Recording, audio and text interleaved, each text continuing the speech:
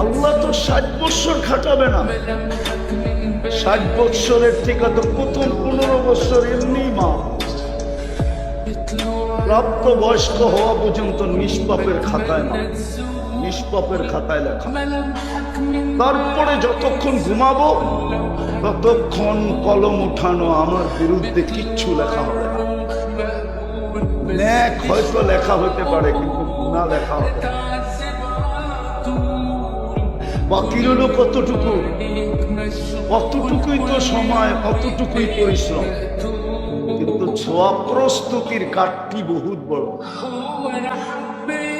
5 ওয়াক্ত নামাজ পড়লে বলে 50 ওয়াক্তের সওয়াব পাওয়া যায়। কত কত কত? ওটা একা একা চুপে চুপে পড়লে। মসজিদে 5 ওয়াক্ত পড়লে 1350 ওয়াক্তের সওয়াব পাওয়া যায়। 1350 ওয়াক্তের।